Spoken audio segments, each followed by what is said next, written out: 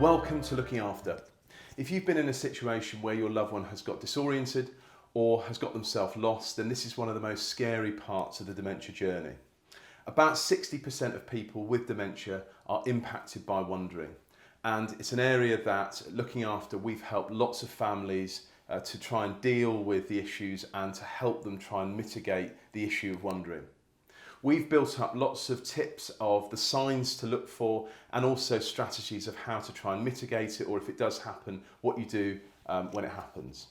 So the sorts of signs to be looking for are if somebody is forgetting the directions of how to get to a place that they've been to a number of times before, like a local shop or the town centre, or alternatively, if they're starting to get into a situation where they're becoming disorientated in an area like a shopping centre, then this is an important sign to be aware of. Also, if the person is talking about going to an activity that they used to do, such as work, this is another sign that the person may be prone to wandering. In the situation, if this happens, it's really important to have in place a few strategies to try and mitigate this and stop somebody getting disorientated or wandering. The first and most important thing for anyone with dementia is to set up a daily schedule.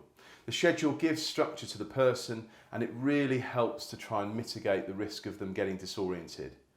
If you're looking for an example of a daily schedule, go on to the Looking After website, www.lookingafter.org, and go to our advice centre, and we've got some examples of some daily schedules in there.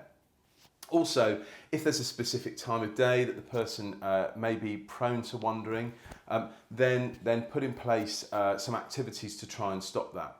And also, if somebody's getting anxious in situations where there are large amounts of people, then think about the best time to visit, for example, a supermarket or a shopping centre, to try and do it when it is as quiet as possible. And this helps to stop somebody getting disoriented.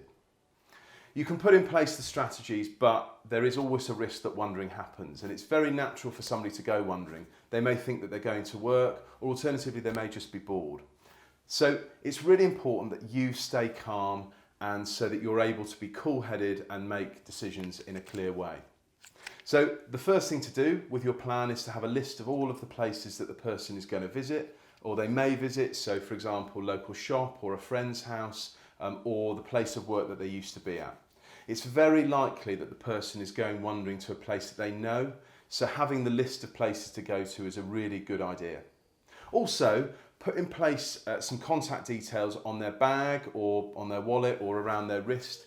This really helps because if they come into contact with a passerby or for example, the police, then it's a good chance that those contact details will be able to be used and you will be reunited with your loved one. Technology is now starting to play a really important part in helping families with dementia. At Looking After, we've developed the Looking After GPS tracker.